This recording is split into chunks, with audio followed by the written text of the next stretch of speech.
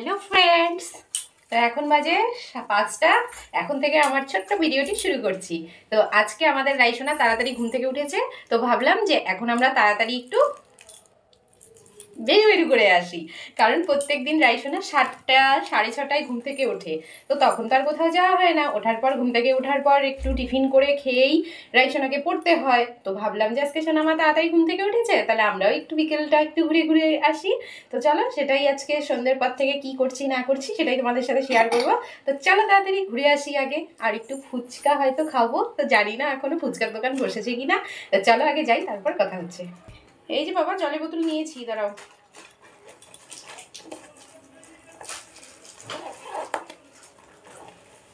তো আমরা নিচে চলে এসেছি। এবার এসে দেখছি যে বাইরে একটুখানি বিকেল আছে, কারণ ঘরে তো দুপুর থেকে জানলা বন্ধ করে রাখি ঠান্ডাটা পড়ার পর থেকে, তো বোঝা যাচ্ছিল না, ভেবেছিলাম সন্ধে হয়ে গেছে। তো বাইরে বেরিয়ে দেখি যে বিকেল আছে, আর ওখানে পাম্প ঠিক করছিল, কারণ আজকে সকাল থেকেই জলের খুব প্রবলেম হচ্ছিল, তো পাম্পটা খারাপ হয়ে গেছে।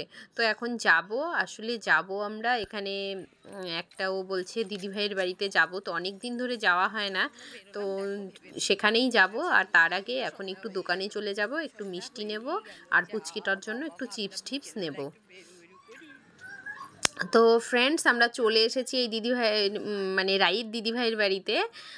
তো জেম্মা বাড়িতেও চলে এসেছে, আর তার আগে আমরা মিষ্টি নিয়েছি। আর রাস্তায় একটু ঝিরিঝিরি বৃষ্টি নেমে গেছিলো, আর ভিডিওটি তুলতে পারিনি। মিষ্টি নিলাম, চিপস নিলাম, নিয়ে জেম্মার বাড়িতে এসেছি। এসে দেখছি রাই খুঁজে যাচ্ছে দিদিভাইকে, কিন্তু দিদিভাই নেই, দিদিভাই টিউশন পড়তে গেছে। তো আমরা একটু ওয়েট করছিলাম, আর রাই বসে বসে চিপস খাচ্ছিল। তো খাওয়ার পর ওর আর একা একা ভালো লাগছে না, তারপর বলল দিদিভাই কখন আসবে, দিদিভাই কখন আসবে। এর মধ্যেই ওর জেঠমনি গেছে দিদিভাইকে আনতে। তো এখানে ও সব ঘুরে ঘুরে দেখছে, আর বাচ্চারা তো বাচ্চার কাছে গেলেই বেশি হ্যাপি হয়। তো সেখানে আর ও দিদিভাইকে পাচ্ছে না বলে ওর আর কিছু ভালো লাগছে না। পরে দিদিভাইয়ের খেলনা বের করেই ও খেলতে শুরু করে দিয়েছে। আর দিদিভাইয়ের আগের দিন ছিল বার্থডে, তো এর জন্যই আমি গেছিলাম, যে পুচকিটাকে একটু গিফট আর চকলেট দেওয়া হয়নি, তো সেটা দিতে। তো এর মধ্যে দিদিভাই চলে এসছে, আর দুজনেই লাফালাফি শুরু করে দিয়েছে। ভীষণ মজা পুপু জেম্মা বাড়িতে এসে শোনা। এই পাশে না পড়ে আবার।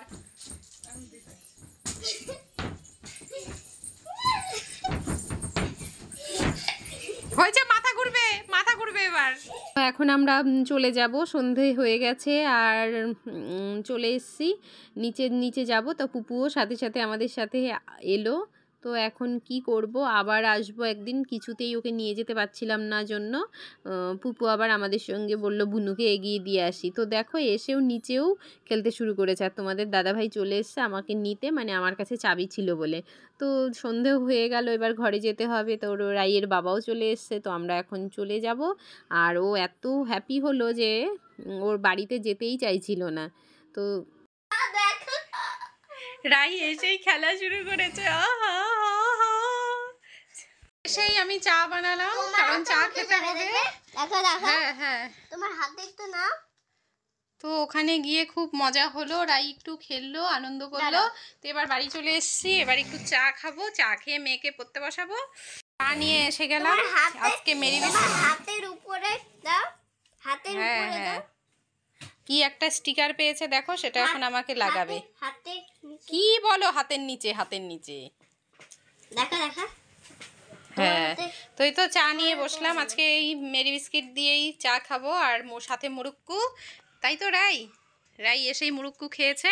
তো এরপর মেয়েকে পড়তে বসাবো, চাটা খেয়ে নিয়ে তারপরে আবার রাতের রান্না। তো আজকের ভিডিওটি এখানেই এন্ড করছি। তো চলো, আজকের ভিডিওটি এখানেই এন্ড করছি। ভালো লাগলে লাইক কমেন্ট শেয়ার করে পাশে থেকো। চলো টাটা, সবাই ভালো থেকো, সুস্থ থেকো। সবাই টাটা, বাই বাই।